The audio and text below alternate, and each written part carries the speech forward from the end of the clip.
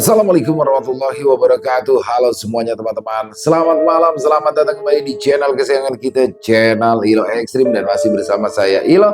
Dimanapun teman-teman berada, semoga teman-teman selalu dalam keadaan sehat walafiat tanpa kekurangan satu apapun dan dimudahkan rezekinya. Amin, amin ya robbal alamin. Dan pada kesempatan yang baik ini, saya akan membawakan satu kisah dari Serapina. Wah, ini kisahnya keren teman-teman ya, tentang seorang gadis atau mahasiswi di kota Malang, Jawa Timur yang sedang menempuh kuliah di sana.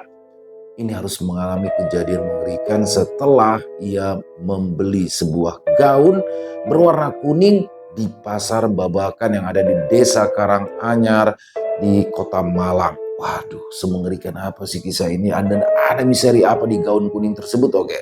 Sebelum kita masuk ke dalam kisahnya, buat teman-teman yang belum subscribe channel Ilo Ekstrim, bisa diklik dulu tombol subscribe. Jangan lupa lonceng notifikasinya juga dinyalakan agar teman-teman selalu mendapatkan notifikasi dari konten-konten yang akan kami upload selanjutnya. Untuk channel Ilo Ekstrim kami upload setiap hari teman-teman ya, setiap malam jam 7 malam waktu Indonesia bagian Barat. Gak pakai berlama-lama lagi, pasti udah gak sabaran kan untuk masuk ke dalam kisahnya. Kita langsung saja masuk ke dalam kisahnya. Bunuh horor. Misteri gaun kuning dari pasar Babakan. Berbeda dari biasanya, malam ini pasar Babakan yang bertempat di Desa Karanganyar, Kecamatan Lawang, Kabupaten Malang, Jawa Timur terasa sangat ramai. Pasar malam ini adalah tempat surganya baju bekas impor atau thrift, digelar di atas terpal-terpal besar di bawah lampu teplok, atau beberapa juga yang memakai lampu neon yang berpendar terang seolah melambai, mengambil atensi orang-orang yang datang. Selain baju-baju, ada juga kedai-kedai kecil berjejer rapi dengan berbagai macam jenis jajanan. Wih, itu loh bagus, coba jajal disek, rayu Ana pada Dewi yang mendengus malas. Gadis 22 tahun itu memang sedari awal enggan untuk ikut ke sini. Selain memangkas waktu tidurnya, ia juga tidak suka keramaian, berdesakan dan berisik. Dewi lebih suka belanja online dan bajunya akan datang ke kosnya tanpa harus bersusah payah. Ya cobaan lah, kenapa jadi aku yang disuruh coba? Balas Dewi dengan muka masam. Reaksi itu membuat Ana tertawa geli. Ia sama sekali tak tersinggung atau sakit hati karena perkataan ketus temannya ini. Karena ia sudah paham dengan Dewi. Jika bukan karena pacarnya yang tidak bisa menemaninya ke sini, Dewi tidak akan Ana seret untuk ikut. Ayo dong Wi, mukamu jangan tekuk gitu. Ini loh banyak baju-baju bagus. Yakin gak mau coba?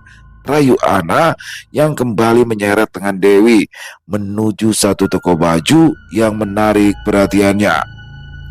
Penjualnya seorang wanita muda dengan tampilan nyentrik. Wajahnya memakai full make up dengan blus pink yang terlihat menonjol dengan lipstik merah gelap. Matanya sipit menatap Dewi dan Ana dengan senyuman. Selamat malam kakak, ada lokasi baru yang baru datang dari sore nih, mau lihat nggak? Boleh, jawab Ana antusias. Keduanya memasuki area toko yang tampak remang dengan lampu kekuningan. Berbeda dengan toko lainnya yang terang benderang. Sejak Dewi memasuki area toko dan mengikuti setiap langkah kaki Ana, ia merasa ada sesuatu yang aneh. Lehernya terasa dingin dan hawa di sini semakin panas. Ia biarkan Ana yang mulai berbincang dengan pemilik toko tentang baju dan harga. Dewi malah berbelok ke satu spares yang terpajang satu dress kuning polkadot selutut. Dewi berdiri di depan baju itu, lalu tangannya terangkat membelai ujung dress dengan perasaan tertarik. Jarang sekali ia merasakan ketertarikan dalam satu kali lihat, apalagi pada barang thrift yang katanya bekas orang lain. Nah kan, apa aku bilang, kamu itu pasti senang kalau di sini. Soalnya IKKP seleramu. Aku bener kan? Tiba-tiba Ana berdiri di samping Dewi dan menepuk pundak temannya. "Ambil ini tah, biar aku yang bayar." "Eh, apaan? Aku belum putusin apapun kok, cuma lihat ini. Gak pengen aku," kata Dewi. "Gak usah bohong kayak gitu. Udahlah, beli ya ini. Hitung-hitung bayaran karena mau nemenin aku ke sini." Dewi menunggu semalas mendengar hal itu. "Bukan diajak, tapi kamu nyeret aku." Keduanya berjalan mendekati Saras, wanita pemilik toko tersebut, seraya memberikan baju-baju yang akan mereka beli. Ketika Saras selesai menghitung dan melipat baju yang dipilih oleh Ana dan berganti pada baju kuning polkadot yang disukai Dewi, wanita itu sempat terdiam lama. Dewi menyenggol lengan Ana yang fokus melihat ke arah baju-baju yang terpajang di sekitar mereka dan berbisik, "Itu kenapa? Kok diem?" Ana memutar badannya dan ikut menatap Saras yang aneh. "Mbak, kenapa toh? Itu bajunya ndak dijual." "Ah, dijual kok mbak. Yang sudah di display pasti kita jual kok," kata Saras dengan wajah gugup. Tidak ada yang patut dicurigai kalau menurut Ana, tapi bagi Dewi itu terlihat janggal. Dia putuskan untuk diam saja dan tidak banyak bertanya. Setelah menghitung dan membayar baju-baju mereka, Ana dan Dewi yang baru saja akan keluar dari toko dihentikan oleh Saras. "Kenapa mbak?" tanya Ana. Nggak apa-apa, cuma itu baju yang kuning polkadot dicuci dulu ya sebelum dipakai." Saras tersenyum tipis, tatapannya tajam, memandang pada Dewi yang hanya diam tanpa melakukan apapun. Ana bereaksi terlebih dahulu. Gadis itu tertawa kecil dan mengacungkan jempolnya. "Ya mbak, nanti sebelum dipakai dicuci dulu. Makasih yo." Dewi menundukkan kepalanya pada Saras. Tatapan mereka sempat bertemu dan Dewi penasaran. Sebegitu pentingkah baju ini harus dicuci? Bukannya sebelum dipasarkan sudah dicuci bersih? Ingin sekali Dewi bertanya, tapi Ana terlanjur menariknya untuk pergi dari sana. Langkah mereka cepat hingga berbelok ke sudut pasar yang ada di sisi utara dekat pintu keluar. "Aneh tahu orangnya," ucap Dewi tiba-tiba. "Apa tiba-tiba ngomong aneh? Orangnya baik-baik aja kok tadi," ujar Ana. Dewi pun mengambil kantung kresek yang memang dibedakan oleh penjual tadi antara miliknya dan milik Ana. Ia selipkan di antara genggaman tangannya dengan kresek berisi jajanan yang tadi ia beli. "Kamu sih udah ikut aku masuk tadi buat lihat baju yang lebih bagus." Saut Dewi malas. Tak sampai beberapa menit, mereka tiba di area parkir. Ana mengeluarkan karcis parkir yang ia simpan dengan uang recehan untuk membayar. "Oh ya, tadi kata Mbak Saras, bajunya itu tidak perlu dicuci lagi. Soalnya dari pusat sudah dicuci bersih dan gak ada yang perlu dikhawatirkan." "Aneh banget sih, tiba-tiba disuruh cuci buat baju yang kamu beli tadi," ucap Ana seraya memasang helm. "Ya udah sih, mungkin orangnya ngerasa ada yang lupa sama baju yang belum dicuci, makanya bilang gitu," balas Dewi asal. Motor Beat hitam yang Dewi pakai adalah milik kakak pertamanya yang telah menikah. Jadi Dewi membawanya ke Malang untuk alat transportasinya. Ia lebih pandai membawa motor daripada Ana yang sama sekali tidak bisa. "Tapi aneh aja gitu loh," kata Ana yang masih tak mau berhenti membahas tentang Saras. "Udah deh, diem daripada aku turunin di persimpangan kuburan." "Ih, jahat kali kamu." Setelah memberikan karcis dan membayar uang parkir, motor Beat keluaran 2015 itu melaju pelan di jalanan turunan keluar dari area pasar Babakan. Semakin malam, semakin ramai pula pasar ini dan Dewi bersyukur tidak datang di jam-jam padat dan pulang dengan perasaan lega. Hampir 1 tahun tinggal di Malang untuk menempuh pendidikan, Dewi sudah hafal dengan jalanannya, termasuk persimpangan kuburan menuju kos-kosan tempat ia tinggal dengan Ana.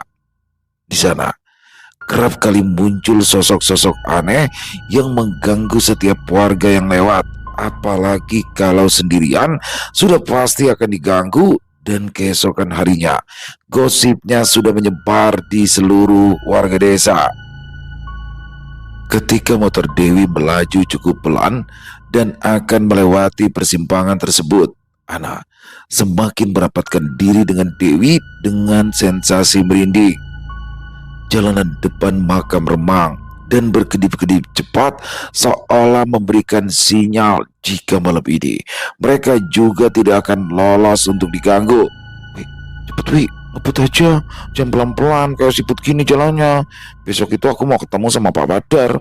Kalau sampai aku sakit karena lihat setan, tugasku bakal dikasih nilai merah. Motor masih melaju dengan kecepatan yang sama, tidak berkurang dan tidak bertambah. Itu membuat anak kesal. Ia tepuk dengan keras pundak temannya hingga Dewi berjingkat pelan. Lagi nyetir jangan hilang fokus, bisa-bisa yang ngelamun nih kamu, tegur Ana dengan cemas. Yang bener dong Wi, aku masih mau makan jajan dengan tenang nih, udah mau kebayang-bayang sama muka setan. Sebenarnya Dewi tidak sedang melamun, tapi entah Ana sadar atau tidak, ketika mereka mulai melewati persimpangan tadi, ada seseorang yang setiap 6 meter sekali berdiri di balik pohon-pohon sepanjang jalan melihat ke arah mereka. Gue gak ngelamun kok, santai aja. Dewi menambah kecepatan motor dan dengan segera melewati area persimpangan yang terkenal angker itu hingga memasuki wilayah padat penduduk.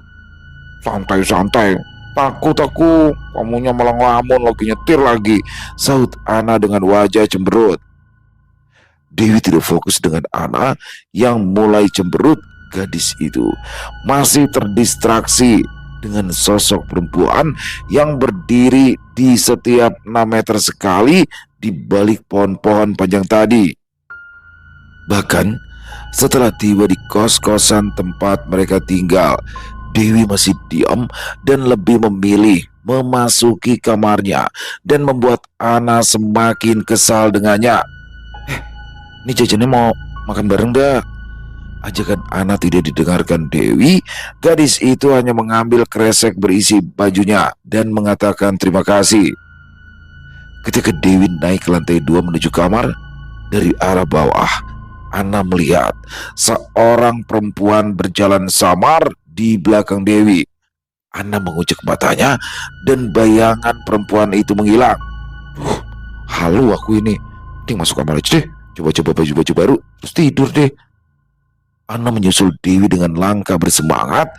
Bayangan perempuan yang ada di belakang Dewi tadi dengan cepat ia lupakan dan hanya menganggapnya sebagai halusinasi. Ana dan Dewi adalah teman sejak SMA. Mereka satu universitas, tapi berbeda jurusan.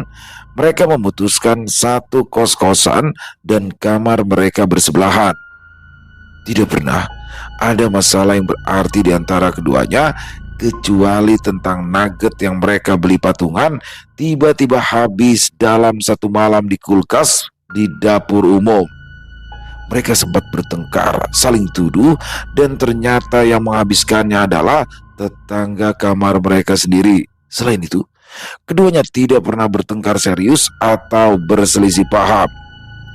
Keduanya adalah tipe vokal yang jika tidak suka dan suka langsung ditujukan tanpa kebohongan. Dan saat Ana melihat Dewi yang tertarik dengan dress yang mana hal itu jarang sekali terjadi, Ana langsung berinisiatif untuk membelikan meskipun Dewi terlihat enggan. Tapi kenyataannya Dewi memang menyukai dress tersebut. Bahkan saat ini gadis itu tengah duduk di kursi belajar di samping nakas sembari memandang dress kuning polkadot yang sudah digantung di depan lemari kaca miliknya. Dressnya bagus, tapi tidak mungkin tak pakai buat ngampus. Kalau kena oli kan sayang banget. Gumam Dewi mempertimbangkan sesuatu. Jurusan kuliahnya mewajibkan para mahasiswanya untuk memakai celana karena tidak mungkin mereka akan mengotak-atik mesin dengan memakai dress, rok pendek ataupun rok panjang. Jika dipakai anak kuliah, itu masih normal karena Ana jurusan keguruan yang biasanya memakai dress atau baju panjang. Pukul 10 malam, mata Dewi perlahan tertutup, selaras dengan rasa kantuk yang tiba-tiba saja menghampirinya. Padahal rencana ia hanya akan meluruskan punggung sebentar, setelah itu kembali mengerjakan proposal tugasnya. Ketika ia jatuh terlelap, Dewi berpikir ia sudah benar-benar tertidur. Tapi yang terjadi adalah dia berada di tengah-tengah kebutan angin lembut yang membangunkan pelan. Matanya perlahan terbuka dan menatap sekeliling dengan kesadaran yang masih belum pulih sepenuhnya. Namun yang ia sadari adalah ia tak lagi di dalam kamar kosnya dengan Ana, melainkan di tengah-tengah hamparan ilalang yang tumbuh panjang. Matahari di ujung sana meredup, tenggelam perlahan, menyisakan senja kegelapan yang sekonyong-konyong mengepung Dewi begitu saja. Aku ada di mana? Gumamnya mencoba tenang. Ada sedikit rasa takut ketika menyadari ia tengah bermimpi. Kenapa aku tiba-tiba di sini? Apa ada orang? Suara Dewi menggema, memantul ke segala arah. Lama Dewi terdiam, samar-samar terdengar bunyi orang berlari di belakangnya. Dewi langsung berbalik badan dan melihat seseorang berlari ke arahnya. Perempuan berambut panjang dengan dress kuning polkadot selutut. Dewi mencoba menerka siapa perempuan itu, tapi wajahnya diliputi cahaya yang membuat matanya sakit. Semakin Dewi memaksakan diri melihat ke arah gadis itu, degup jantungnya berdetak semakin kencang. Ia coba tutupi wajahnya dengan telapak tangan, mencoba menghalangi cahaya. Namun sedetik ia membuka mata, tiba-tiba sosok perempuan tadi berganti menjadi sebuah kereta yang melaju sangat kencang ke arahnya. Mata Dewi melotot, mulutnya terbuka tanpa bisa berteriak karena tenggorokannya terasa terjekat. Bunyi laju roda kereta cepat dan suara berupa suling lokomotif yang dibunyikan oleh masinis, tanda peringatan untuk seseorang yang berdiri menghalangi lajunya kereta, terdengar sangat panjang dan melengking menyakiti telinga. Dan buk! Seketika Dewi terbangun, terduduk tegak di atas ranjang dengan nafas tersengal-sengal bercampur keringat yang membasahi bajunya. Gendeng, mimpi gendeng, astagfirullah, umpatnya seraya mengusap wajahnya yang basah oleh keringat. Dewi menelan ludahnya susah payah, lalu menyentak gelas berisi air minum di atas meja belajar samping ranjangnya dan meneguknya tak sabaran. Bajunya yang basah karena keringat kini lebih basah lagi karena ketumpahan air minum. Mimpi itu kembali terlintas di pikiran Dewi. Spontan ia menoleh ke arah dress kuning polkadot yang ia pajang di depan lemari. Apa hubungannya perempuan itu sama dress ini? Ngaco bener deh itu mimpi. Tidak ingin memikirkan hal-hal yang tidak perlu, Dewi melihat jam dinding yang menunjukkan angka 5 subuh. Daripada kembali tidur, ia putuskan untuk mengerjakan tugas dan menunaikan sholat subuh. Jam 8 pagi, kamarnya diketuk 3 kali. Ana datang dengan senyum cerah sembari menunjukkan kemeja pink yang ia dapatkan dari pasar kemarin malam. Langsung kamu pakai bajunya, nggak dicuci dulu? Tanya Dewi menatap temannya aneh. Ih, ngapain dicuci? Kan ini udah bersih, wangi lagi. Wi, fotonya ada pameran loh di perpustakaan. Pameran apa? Pameran buku. Yang nggak tahu juga, makanya berangkat yuk, biar bisa lihat-lihat di sana. Dewi yang saat itu tengah menyetrika alma maternya hanya berdeci malas. Aku adanya kelas siang, malas kalau harus datang ke kampus jam segini, kepagian. Anak teknik sok misterius, keluh Ana dengan wajah cemberut. Gadis itu melepas sepatu flatnya dan memasuki kamar temannya dengan gemericik. Kakinya mengentak-entak kesal. Ya berangkat pagi kan juga nggak ada salahnya. Hitung-hitung kamu juga bisa ketemu sama Mas Dandi. Dia jadi salah satu penanggung jawab di event itu. Mendengar nama keras atau orang yang sempat mencuri perhatian Dewi 1 tahun terakhir ini membuat gadis itu menghentikan tangannya. Dia menatap Ana Sangsi. Yang benar kamu? Bukannya dia lagi ada banding studi? Ih, itu mah dari 3 bulan lalu. Sekarang udah pulang. Mumpung lo ini dia ada di sini, kapan lagi kamu ketemu sama dia? Ana berusaha mengompori Dewi. Sudut matanya melihat dress kuning polkadot yang tergantung, dan Ana langsung menemukan ide yang bagus. Pakai baju ini aja. Ngapain? Udah pakai aja. Aku tunggu di kamarku ya. Selepas Ana pergi dari kamar, Dewi terpaku menatap dress kuning tersebut. Mimpinya tadi pagi sedikit membuatnya terganggu. Tapi kalau tidak sekarang, kapan lagi dia bisa bertemu dengan pujaan hatinya? Maka dari itu, Dewi memakai dressnya dengan memakai sedikit polesan make up dan membuat Ana mengacungkan jempolnya. Gitu dong, kan cantik.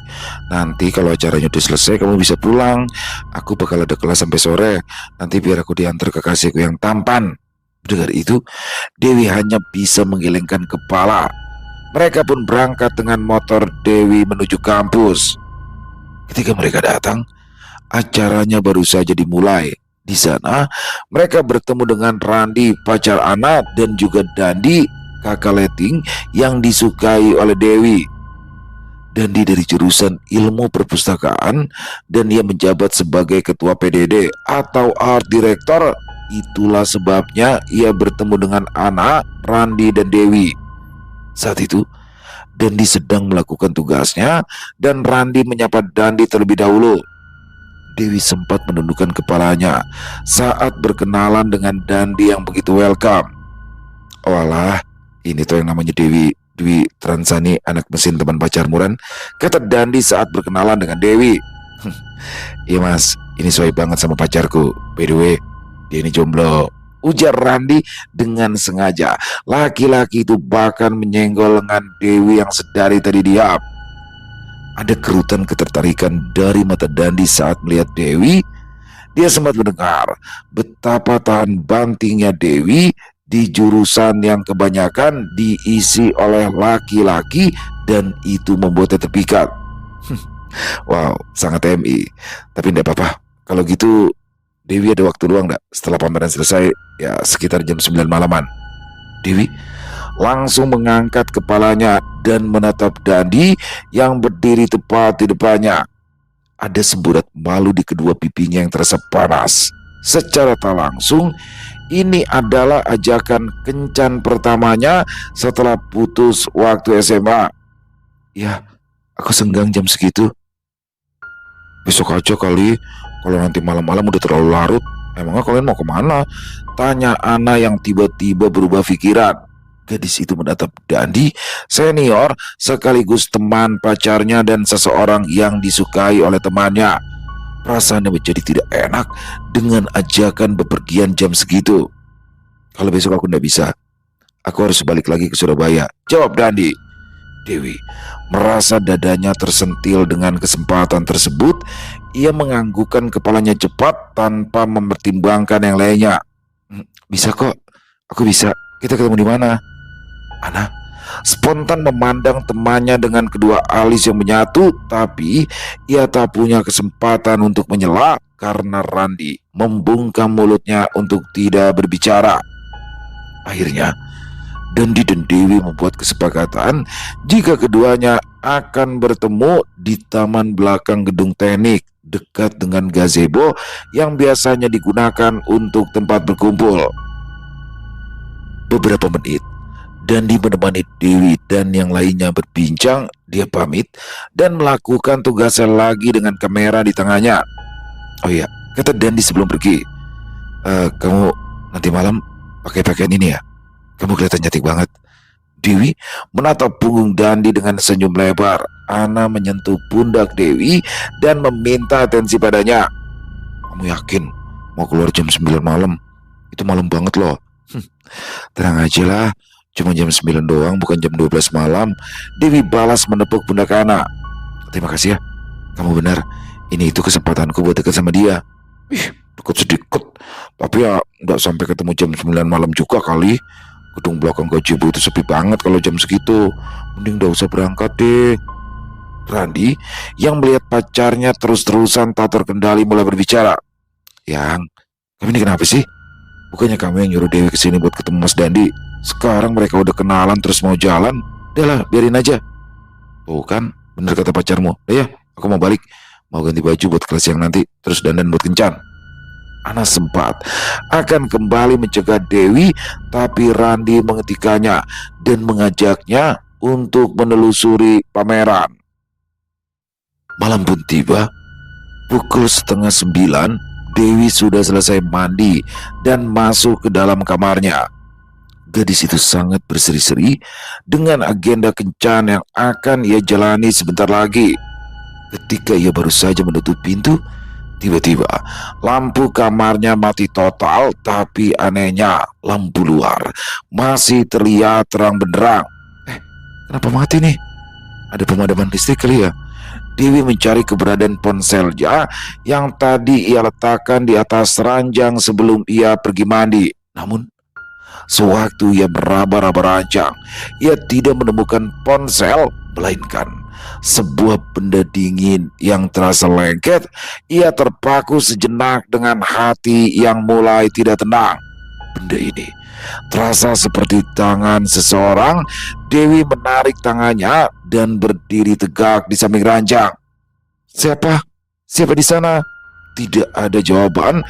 Dewi netralkan rasa takutnya dan bertanya sekali lagi. Anak, kamu di sini? Jangan pergi. Bisikan itu terdengar tepat di telinga kiri Dewi. Gadis itu spontan menoleh dan melihat ada seseorang yang duduk di meja belajarnya dari balik cahaya remang-remang dari lampu luar.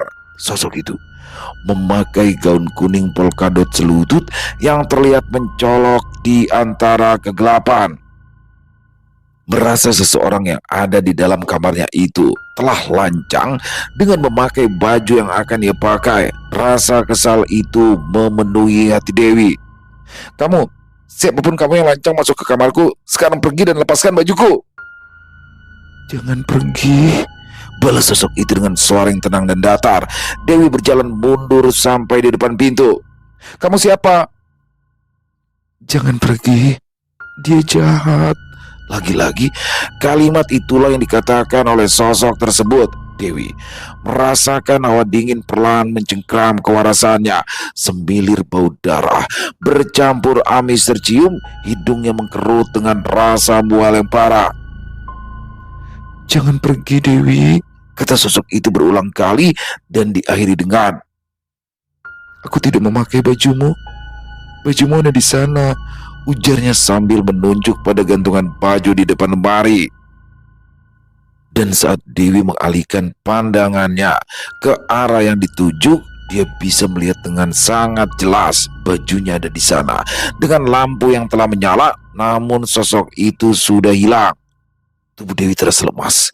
Ia luruh bersandar pada pintu dan duduk di atas lantai dingin kamar kos. Detak jantungnya masih berdetak sangat cepat. Meskipun ia coba untuk tenang dan tidak menunjukkan rasa takutnya, tetap saja ia bergetar. Sejenak Dewi tetap pada posisinya hingga pintu kamarnya dibuka. Yang datang adalah Ana yang wajahnya pucat dan tiba-tiba memeluk Dewi dengan sangat erat. Ada apa? Tanya Dewi mencoba melepaskan pelukan temannya. Ada rasa lega yang mengarungi hati Ana ketika tahu temannya belum pergi. Alhamdulillah kamu belum berangkat. Udah, gak perlu pergi. Kamu kenapa sih? Tadi pagi loh kayak gini. Kami nyuruh aku deket, sekarang udah ada kejelasan malah kayak gini. Gak jelas. Bukan tanpa sebab Dewi mengatakan hal itu karena sedari pagi sampai malam ini pun Ana terus mengirimkan pesan kalau ia tidak boleh berangkat tanpa alasan yang jelas. Baru saja ia dikerjai setan, malah temannya membuat moodnya semakin buruk. Jadi sekarang kamu itu maunya aku kayak gimana? Tanya Dewi yang sudah lelah. Gadis itu duduk di atas ranjang, bersandar di dinding dengan pandangan tertuju pada baju polkadot yang kuning. Ana, menghembuskan nafas pelan, lalu menyusul Dewi dan duduk di samping temannya. Maaf kalau aku terkesan pelin-pelan, tapi aku ngerasa nggak enak. Hatiku tuh kayak gimana ya? Waktu ketemu sama dia tadi, radarku tuh bilang kalau dia itu bukan laki-laki yang baik. Kerutan di dahi Dewi semakin tajam. Ngomong apa tuh sampean iki? Ngawur. Kamu ndak apa-apa deh, ndak percaya aku, tapi please malam ini jangan berangkat ya. Ana mengambil kedua tangan Dewi dan memegangnya cukup berat. Oke, aku nggak berangkat. Tapi aku juga nggak bisa ngabarin dia. Soalnya aku belum terkenal nomor. Gak apa-apa, nggak usah kabarin. Kita lihat aja besok. Kalau dia beneran suka sama kamu, dia bakalan datang ke sini sebelum dia balik ke Surabaya. Percakapan mereka berakhir di sana. Ana kembali ke kamarnya untuk bersih-bersih karena ia baru pulang, sedangkan Dewi hanya bisa duduk di ranjang menatap dress kuning polkado tersebut. Rasanya memang mengganjal ketika Dandi dengan mudah memintanya untuk bertemu setelah acara pameran selesai. Yang melarangnya pun bukan hanya manusia, tapi setan juga agar tidak pergi ke sana. Hal itu jelas membuat Dewi merinding. Dewi jadi penasaran sebenarnya apa tujuan mereka dan apa hasilnya jika ia tidak berangkat. Gadis itu mengambil nafas panjang dan mengembuskannya perlahan. Ia juga memikirkan bagaimana kalau seandainya Dandi kesal kepadanya dan tidak mau dekat lagi dengannya karena ia tidak datang menemuinya. Beban pikiran itu terbawa sampai Dewi tertidur pulas dengan lampu utama yang masih menyala. Keesokan paginya, Dewi tidak punya jadwal kelas apapun, jadi ia putuskan untuk beristirahat dan membaca buku di dalam kamar kosnya. Jam berdentang 8 kali, menunjukkan pukul 8 pagi. Dewi duduk di depan meja belajarnya dengan buku yang terbuka dan pena yang ia tempatkan di samping buku. Ponsel di atas meja berdering dan nomor asing masuk memanggil. Pada awalnya, Dewi membiarkannya, tapi telepon dari nomor yang sama terus masuk dan membuatnya kesal. Akhirnya, ia angkat telepon tersebut dan suara Dandi terdengar dari seberang. Mas Dandi, tebak Dewi dengan hati berdegup kencang. Dari seberang, suara Dandi terdengar bergetar. Kenapa kamu dak sini? Maaf, tadi malam aku ada urusan mendadak. Sebenarnya aku mau ngabari, cuma aku ndak punya nomornya. Sekarang kamu kesini, Wi. Hah? Dewi terpenggur sebentar. Kesana? Kemana, Mas? Bukannya Mas sudah balik ke Surabaya? Belum. Seharusnya kamu, Wi. Mas pengennya kamu, jawab Dandi dengan suara yang hampir tak terdengar. Kesini ya, Wi. Di warung sebelah rel kereta aku tunggu. Dewi spontan menegakkan punggung, membuat lututnya terbentur dengan meja. Buku dan penanya terjatuh ke bawah. Sambungan telepon terputus. Dewi merasa hatinya bimbang. Apa ia harus ke sana untuk menemui Dandi atau tidak? Kan pagi. Tidak mungkin dong kalau anak larang. Kan gak bakal ada yang terjadi juga. Kata Dewi meyakinkan dirinya sendiri. Ini kesempatan yang berharga baginya. 2 kali cowok itu mengajaknya bertemu, padahal ia sudah membatalkan janji yang pertama. Bukankah itu artinya Dandi menyukainya? Rasanya Dewi begitu bersemangat. Menyadari pena dan bukunya terjatuh, Dewi menunduk mencari keduanya. Namun ketika tangannya meraba pena, benda itu tak lagi ada di sana. Dewi kebingungan. Di mana? Kok nggak ada penanya? Jatuh ya? Dewi menundukkan diri ke bawah meja, mencari penanya yang mungkin saja terjatuh. Tatkala ia sedang fokus mencari, tiba-tiba saja gorden jendela kamarnya tersibak kencang, lalu tertutup sempurna sehingga cahayanya yang masuk ke kamarnya hanya remang-remang dan cukup gelap. Belum sempat Dewi berdiri, di sampingnya terasa ada sesuatu yang menyentuh lengannya. Ketika ia menoleh, terlihat bagian bawah dress kuning polkadot di depan matanya. Perlahan Seseorang yang berdiri di depannya itu menunduk dan berjongkok sejajar dengan Dewi. Kali ini Dewi bisa melihat dengan sangat jelas wajah yang sedari awal tak bisa ia lihat.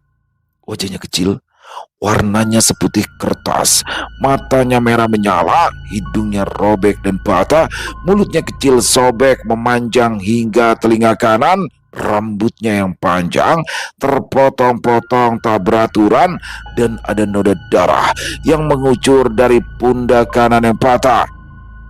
"Jangan pergi," Dewi merasakan tubuhnya mematung, matanya bertatapan langsung dengan mata merah menyala yang seakan menusuknya hingga kesadarannya menipis, dan lagi-lagi ia terbangun di tengah-tengah ilalang yang tubuh panjang. Saat ini ia memakai dress kuning polkadot alih-alih pakaian tidurnya yang sedari pagi belum ia ganti. Dewi merasa gugup. Dia yakin ia tak lagi tidur sehingga mengalami mimpi. Jadi ini di mana? Kenapa ia bisa sampai ke sini? "Perempuan itu," lirik Dewi dengan suara kecil yang dihempaskan oleh angin kencang yang tiba-tiba datang. Kepala Dewi tertunduk. Kedua tangannya mencoba melindungi wajahnya dari sapuan angin kencang yang berlangsung beberapa detik lalu. Ada yang berdiri di depannya dengan baju yang sama persis dengan dirinya. Mereka berdiri berhadapan dan Dewi kenal dengan wajah setan yang mengganggunya sejak kemarin. Tidak ada rasa takut yang terbesit di hati Dewi. Ia malah kesal, sangat kesal dan marah. Menyuruh pergi, "Jangan pergi, setan tidak jelas." "Kamu kenapa? Kamu siapa? Kenapa ganggu aku?" Sosok itu tersenyum datar. Bibirnya yang sobek terangkat. Semakin tinggi senyumnya, semakin kencang angin. Langit yang tadinya cerah perlahan menggelap.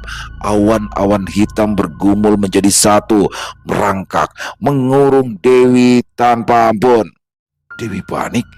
Ia memutar badan melihat ke segala arah, tapi yang ia temukan hanyalah kegelapan yang semakin lama semakin pekat.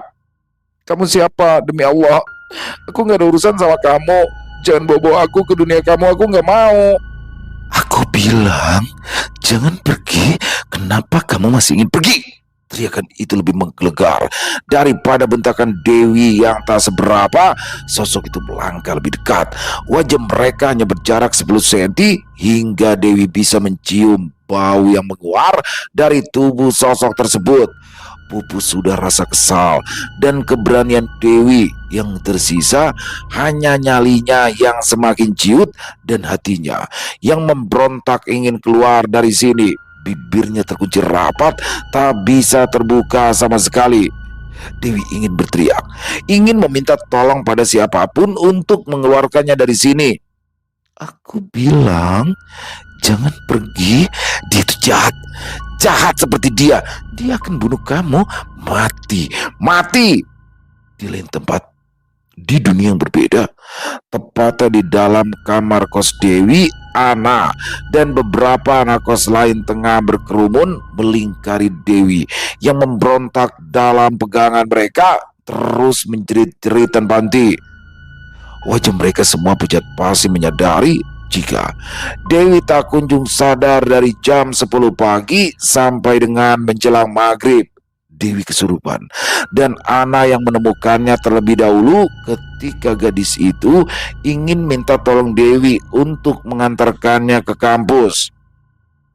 Namun apa yang terjadi selanjutnya membuatnya urung pergi dan lebih memilih untuk mencoba menenangkan Dewi yang saat itu sudah meraung tak karuan. Dengan merobek-robek dress kuning polkadot dengan giginya, ia tarik, sobek, dan kunyah seakan itu adalah sesuatu yang bisa dimakan. "Kayaknya kita gak bakal bisa nenangin Dewi deh kalau setannya sekuat ini," seru Andin, penghuni kamar sebelah yang memegangi lengan kanan Dewi. Ana menyeka air matanya lalu berkata, "Terus gimana? Kita harus ngelakuin apa? Kasihan Dewi dong kalau terus begini." Panggil Pak Usman. Balik lagi ke rumahnya, siapa tahu beliau udah pulang dari rumah saudaranya," balas JJ yang menyuruh Ana untuk kembali memanggil ustadz yang ada di lingkungan kos mereka. Sama aku yuk An. Kita ke rumah Pak Usman. Amanda yang memegangi kedua kaki Dewi langsung menarik lengan Ana yang linglung untuk keluar kos memanggil Pak Usman. Kini tinggallah Andin dan JJ di dalam kamar menemani Dewi yang masih kesurupan. Sejenak Dewi berhenti memberontak. Terlihat tenang dengan kepala yang miring ke kiri menatap JJ yang membeku ketakutan. Mata Dewi merah menyala, telah sepenuhnya dirasuki oleh arwah gentayangan. "Wi, sadar dong Wi, jangan nakutin kita," pinta JJ dengan kerutan lelah di ujung mata. Andin mengusap dahi Dewi yang lepek dengan keringat. "Kamu yang masuk ke tubuh temanku. Kamu gak kasihan apa sama dia? Dia itu capek kalau kamu terus di sana. Sekarang ayo keluar dong, kami mohon," ujar Andin dengan suara bergetar. Mereka semua jelas kasihan dengan keadaan Dewi yang tiba-tiba saja kesurupan dan sosok yang merasuki tubuhnya tak kunjung keluar sampai malam. Dewi tetap diam, menutup mulutnya rapat, tanpa berniat membalas perkataan teman-temannya. Dia hanya mengerang, melotot, memandang JJ yang semakin bergetar. Beberapa menit kemudian, akhirnya Ana dan Amanda datang dengan Pak Usman, Ustadz yang ada di gang mereka. JJ dan Andin hampir berseru terharu, tapi ingat mereka tidak dalam situasi yang bagus. Pak Usman berjalan perlahan, mendekati Dewi yang kini menatapi dengan kepala yang masih lunglai ke kiri, pandangannya tajam, datar dan mengancam. "Kamu siapa?" tanya Pak Usman dengan suara pelan. JJ dan Andin melepaskan lengan Dewi dan menjauh. Mereka bergabung dengan Ana dan Amanda yang berdiri di dekat pintu. Dewi duduk dengan punggung tegak, kedua kakinya tertekuk bersila, tapi kepalanya masih memiring. "Kamila?" jawabnya datar. Pak Usman menganggukkan kepalanya, kemudian duduk di depan Dewi. Tampaknya sosok yang merasuki Dewi bukanlah sosok jahat dengan maksud yang buruk. "Kamu dari mana?" Dewi menunjuk pada dress kuning polkadot robek-robek yang tergantung di depan lemari. Ana melotot, tangannya spontan mencengkram lengan Amanda yang ada di sebelahnya. "Dari baju?" tanya Amanda pada Ana. "Bukan dari baju, tapi dia pemilik baju thrift yang aku beli sama Dewi kemarin di pasar Papaan," bisik Ana. Ketiga lainnya mendengar itu menunjukkan reaksi yang sama dengan mulut yang terbuka. Pak Usman menganggukkan kepalanya paham. "Itu baju kamu. Kamu mau bajumu dikembalikan?" Dewi menggelengkan kepala. Lalu tanya Pak Usman lagi. "Jangan biarkan dia pergi." "Pergi kemana?" "Pergi," jawab Dewi pendek tanpa menjelaskan apapun lagi. Sosok yang merasuki Dewi ini tidak berbahaya. Pak Usman menoleh pada Ana yang menganggukkan kepalanya pelan. Itu artinya tidak ada yang perlu dipermasalahkan dan butuh penjelasan lagi, dan semua ini harus diakhiri. "Baik, dia tidak akan pergi. Kamu bisa keluar dari tubuhnya." "Jangan biarkan dia pergi," bisik Dewi sembari memajukan tubuh dan menatap Pak Usman dari bawah. Kepalanya mendongak, matanya masih merah, memandang Pak Usman tanpa berkedip. "Jangan biarkan dia pergi, atau aku akan mengambil alih tubuhnya lagi." Bruk! Sekonyong-konyong, tubuh Dewi ambruk di depan Pak Usman yang dengan sigap penopang kedua lengan Dewi. Ana dan yang lainnya membantu Dewi untuk dibaringkan di atas ranjang. Pak Usman menyentuh kening Dewi, membacakan surah-surah penenang, dan didoakan semoga dijauhkan dari hal-hal yang seperti itu lagi. "Alhamdulillah, sosok itu udah keluar dari tubuh Dewi," ucap syukur Ana yang merasa sangat lega. Ia duduk di lantai di bawah meja belajar dengan bau yang melemas. Andin dan JJ duduk di depan lemari, sedangkan Amanda duduk di ranjang sisi kanan Dewi. "Ini semua dibereskan, Pak?" tanya Amanda. "Sudah.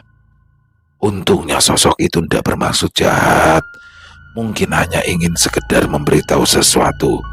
Ana, apa kamu tahu maksud dari jangan pergi tadi?" Ana termenung sejenak. Ia menoleh menatap dress kuning polkadot itu dan menganggukkan kepalanya. Kayaknya gara-gara Mas Dandi yang ngajak Dewi buat ketemuan setelah pameran perpus kemarin selesai deh. Mas Dandi? Mas Dandi yang masuk berita hari ini. JJ membuka ponsel dan menunjukkan berita yang di-share di grup angkatan mereka. Berita itu berisi tuduhan pemerkosaan pada seorang mahasiswi yang juga merupakan staf dari pameran kemarin, dan Dandi yang sempat kabur langsung ditemukan bersembunyi di warung sebelah rel kereta api. Ana semakin yakin dan membulatkan rasa ragunya. Awalnya aku biasa aja sama dia, tapi nggak tahu kenapa deh pas ketemu langsung kok aku jadi skeptis ya. Sifatnya itu loh, kayak arogan, sok jago, terus jago flirting. Ketahuan banget ya sikap buayanya. Dan ternyata arwah penunggu baju itu juga tahu dan kayaknya udah neror Dewi buat nggak kesana. Ketika Dewi tersadar dan mendengar cerita dari teman-teman kosnya saat ia kesurupan, ia juga mengaku diteror oleh sosok Kamila, pemilik baju kuning polkadot itu. Kamila mungkin pernah merasakan patah hati dan mengalami hal-hal yang tidak mengenakan tentang cinta hingga ia mati dalam keadaan gentayangan tak bisa naik ke atas. Dia hanya tidak ingin jika Dewi mengalami hal yang sama. Itulah sebabnya ia selalu mencegah dan memperingati Dewi untuk tidak pergi menerima ajakan Dandi. Ada rasa terima kasih yang Dewi sampaikan pada Kamila, dan gadis itu memutuskan untuk membakar gaunnya dan menguburkan jauh dari kos tempat tinggal Dewi, mendoakan dengan hati yang tulus pada sosok Kamila agar arwah wanita itu tenang di alamnya. Setelah itu tidak ada lagi mimpi-mimpi aneh atau larangan jangan pergi yang Dewi dengar dan alami lagi. Selesai. Oh, luar biasa, full horor, ngeri banget ya kisah dari Serapina ini. Ternyata di dalam gaun kuning polkadot yang baru dibeli Dewi dari pasar Babakan ini, ternyata di dalamnya ada arwah yang menetap di sana, arwah pemilik sebelumnya. Ngeri banget ya. Tapi di sini baik ya. Sosok arwahnya ini baik ya. Dia ngasih tahu tuh bahwasanya jangan pergi karena dia ngelarang itu alasannya karena cowok yang akan ditemui oleh Dewi yaitu Dandi ini jahat. Waduh, untung aja dia nggak pergi 2 kali loh. Dandi nyoba. Pertama malam jam 9 udah dilarang. Itu gagal. Terus besok paginya dia ngajakin ketemuan lagi. Dan ternyata Dandi baru saja masuk berita setelah ia dikabarkan meruda paksa seorang mahasiswi di kampusnya. Waduh, ngeri banget ya. Ngerinya kenapa? Karena dia harus kesurupan seharian full tuh. Kebayang dong kayak apa capeknya kesurupan. Itu capek teman-teman ya. Kelihatannya biasa ya, tapi itu capek banget. Dan ya tapi itu mungkinlah cara arwah itu untuk berkomunikasi dengan Dewi. Dan intinya poinnya apapun itu untuk melindungi Dewi. Alhamdulillah, dan pada akhirnya Dewi juga membantu ya menghanguskan gaun kuning polkadot itu agar arwah si pemiliknya bisa tenang di alam sana. Amin amin ya rabbal alamin. Keren pakai banget kisahnya Serapina. Terima kasih banyak. Ditunggu lagi kisah selanjutnya dan semoga teman-teman semua terhibur ya dengan kisah barusan. Para pecinta penikmat horor misteri, lebih khususnya lagi kepada para subscriber dari channel Ilo Extreme. Buat yang suka dengan videonya bisa diklik tombol like-nya, tombol jempolnya, boleh juga dibantu di-share ya link videonya ke teman-teman yang lain agar juga ikut merasa terhibur. Buat teman-teman juga yang mungkin punya komentar lain ya, yang mungkin punya pendapat lain tentang kisah barusan, bisa menuliskannya di dalam kolom komentar ataupun hanya sekedar saling menyapa. Insya Allah kami akan menjawabnya satu persatu. Di akhir kata, saya Ilo mengucapkan permohonan maaf apabila mungkin dalam pembawaan kisahnya barusan ada kata-kata saya yang salah ataupun ada kata-kata saya mungkin yang kurang berkenan. Saya mohon dibukakan pintu maaf yang seluas-luasnya. Sampai berjumpa lagi di konten-konten kami selanjutnya yang pasti tidak kalah ngerinya, pasti tidak kalah seramnya. Masih bersama saya Ilo di channel Ilo Extreme. Salam sehat sukses selalu untuk kita semua. Wassalamualaikum warahmatullahi wabarakatuh.